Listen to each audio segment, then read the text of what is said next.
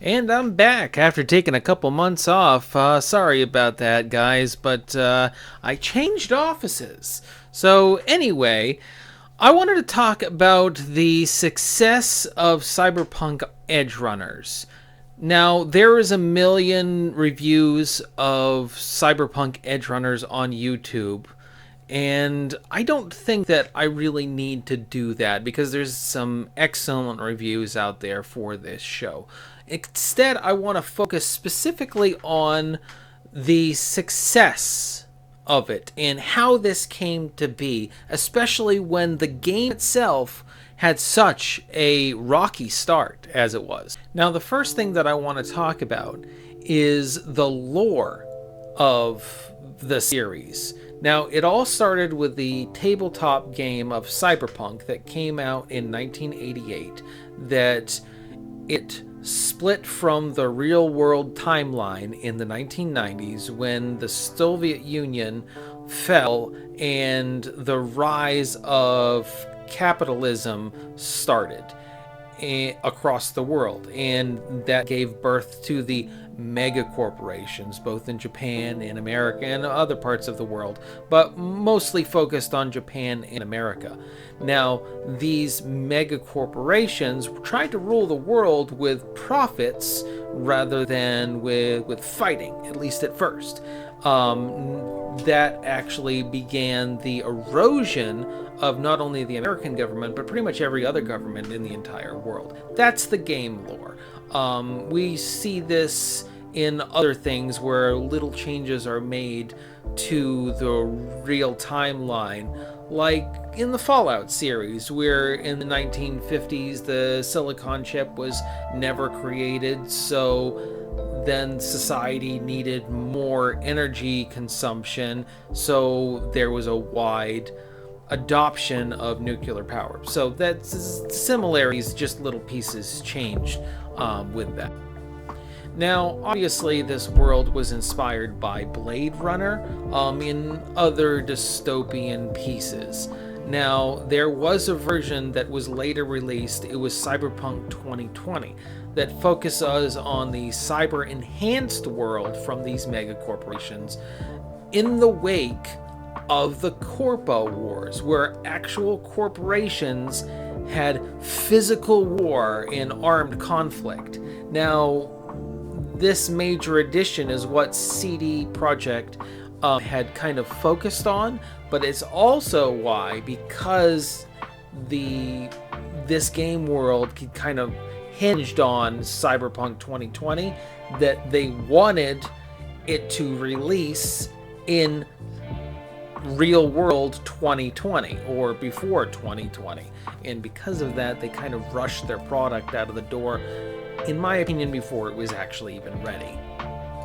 Now, CD Projekt Red wasn't the first ones to turn Cyberpunk into a game. There was actually a mobile game called Cyberpunk Arasaka's Plot. It was okay. It was a mobile game, and it was essentially just a flashback clone. But the point is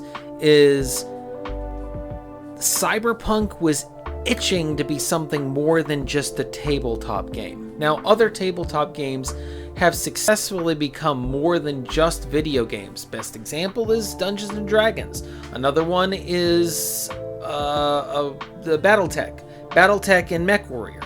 Both of those have become both video games and shows with varying ranges of success. So essentially, CD Projekt Red took the idea of Cyberpunk and then fleshed out Night City with the scenery, with the systems, with the social dynamics, staying true to both the source material but also enhancing it where it needed. Now, the next thing that I want to talk about is Studio Trigger, the company or studio that animated it, Cyberpunk Edgerunners. Now, Studio Trigger is known for several different properties. Most notably, they did Kill la Kill. They did Darling in the Franxx, which that's fantastic. They did the Gridman reboot. Also, for people who aren't necessarily fans of anime, but maybe Star Wars Visions, they were actually a studio that did 2 of the episodes. They did the Twins and they did the Elder. Those 2 episodes, if you haven't seen them, they're fantastic, especially the Twins. Twins is just fantastic. It's great. So anyway, additionally, they were credited for doing Gurren Lagann, or at least that's what a lot of people thought, that they did Gurren Lagann. They actually didn't. Studio Trigger hadn't been formed yet, but some of the key animators founded Trigger. So that's why a lot of people think that Gurren Lagann was done by Studio Trigger, but it wasn't. It's kind of in the same respect as, the 70s animated Hobbit was done by Studio Ghibli. Studio Ghibli wasn't made yet, it wasn't founded yet, but some of those key animators had worked on Hobbit before Ghibli was formed. So, same kind of idea. So, CD Projekt approaching Studio Trigger, asking them to make this show was a great choice on their part. And they were coming to them with the world pretty much already built. One, with the tabletop already fleshing out the lore, but 2, the art direction being fleshed out by CD Projekt. Now, this isn't something they haven't done before, where they're taking another piece and adapting it, because they did the same thing with Darling in the Franxx. Darling in the Franxx was the manga first, from a different studio. But also Kill la Kill was actually developed in-house. So I'm not saying that they aren't up to making their own stuff, because they definitely are. Kill la Kill is a good show, but Studio Trigger is fantastic with adapting pieces and making their own pieces. Now, Edgerunners doesn't follow anything or any story in the game. However, some of the side characters do appear in both the game and in the show. Now, there is one thing that's a driving force in the show. In the show and in the game, they highlight that Night City is a force that cannot be stopped. It engulfs everything and everyone that it comes in contact with. It stacks the deck with everyone that is within its power, and it chews up and spits out virtually everyone that tries to oppose it. These facts are both true in the game and in the Edgerunners show. Now, there is a minor storyline that was in the Cyberpunk 2077 game that I kind of always wanted to be, pulled apart and shown more of it. And there was a few side quests that's kind of talked about this, but really the only story that we got was through text emails and stuff like that. You kind of had to read a little bit on it, and I mean that wasn't really what the audience was looking for. This show is that story. Now, I'm gonna get into minor spoilers, not major spoilers. I'm gonna get into minor ones. So if you don't want to be spoiling the show at all, click off now. Now, I warned you. Minor spoilers. Okay. Minor. Now, the story that I'm talking about is the epidemic in the world of Night City called CyberSuccess. CyberSuccess, in not so many words, is basically that a person gets so cyber enhanced that they essentially lose their mind. And this show really talks about how it starts and how it always inevitably ends. Now, I don't want to spoil anything further on the story. Now, I do want to talk about the characters. The characters are arguably better in this show than they are in the game. They have real motivations and they have fantastic payoffs, both good and bad, but always earned. That's really important to me. Every main character is so unique, and it's just a joy to see them both react with each other and with the cyberpunk world of Night City. I will give a caution to people watching the show that haven't played the game. Night City is not something that someone can oppose and very rarely live to tell the tale. There's a saying that you hear a lot in the game, and I don't think that they say it in the show at all, but it's always, you either die an old man wasting away, or you die in a blaze of glory and become a legend. And that's kind of one of the major themes in the show as well. Now, I have to mention the title song for it. It's Franz Ferdinand Fire. It's such a perfect and fitting fit for both the world of Cyberpunk, but also for the show as well. I do have a little bit of a gripe in the song Fire by Franz Ferdinand. There's a line that says, "I'm gonna burn this city." They cut it out for time. They cut out that line. That would have been perfect for this show in this world of Cyberpunk, but you know, that's a minor gripe. It's a great song, and I'm glad that it's in there.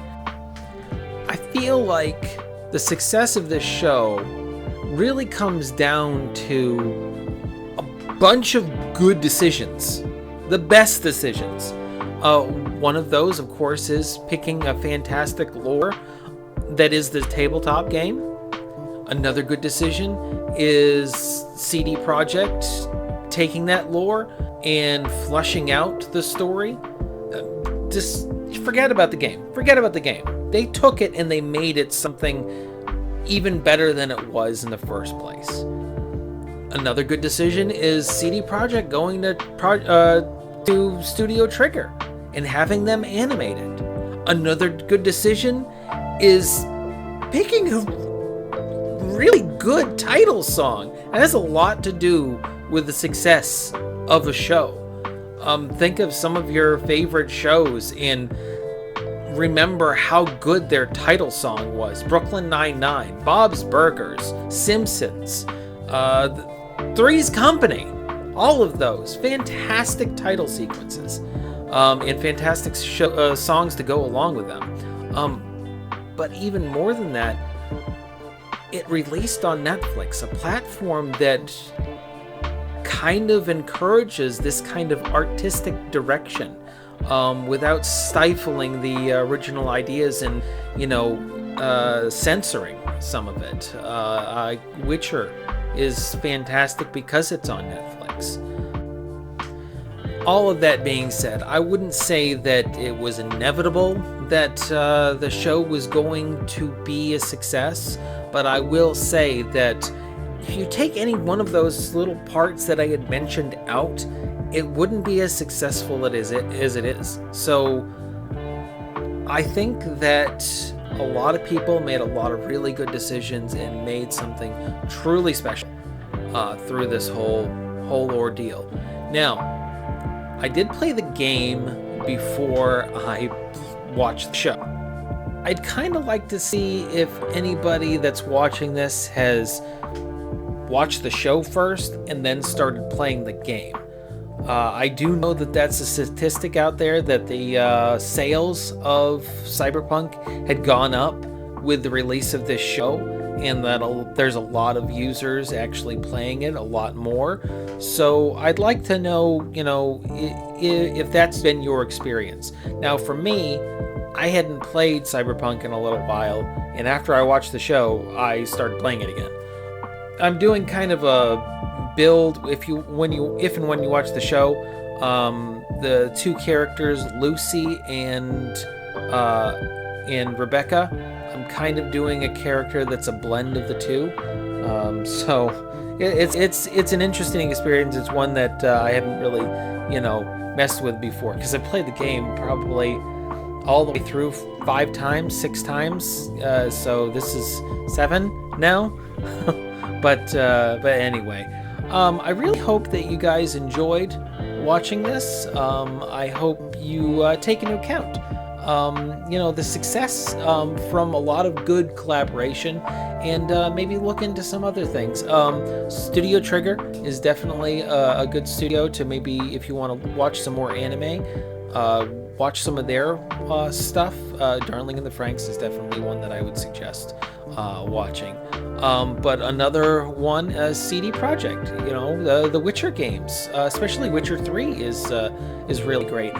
Franz Ferdinand is a very, very good artist. Listen to some of their stuff if you like the title track.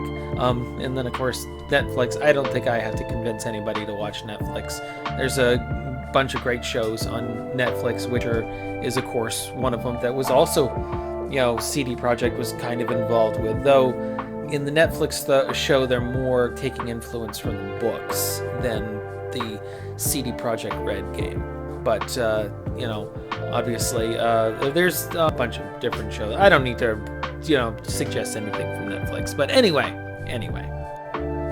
So this has been my thoughts on the success of CD Projekt's Red's and Studio Trigger's collaboration to make Edgerunners, the Cyberpunk story. I actually kind of hope that they make some more stuff. I doubt that they will. Anime seems to be kind of a one-off thing. Seldom do we get something that runs as long as One Piece.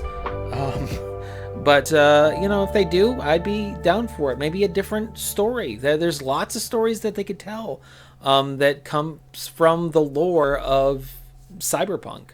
So I would be down for that. I hope they would do that. I mean, we thought that Castlevania was done on Netflix, and that's getting a new spin-off show. So maybe a spin-off show for Edgerunners, or not necessarily Edgerunners, but just Cyberpunk.